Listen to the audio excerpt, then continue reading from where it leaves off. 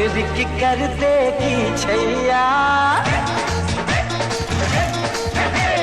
चुनरी कर देगी छैया, आएगी बन के पुरवैया।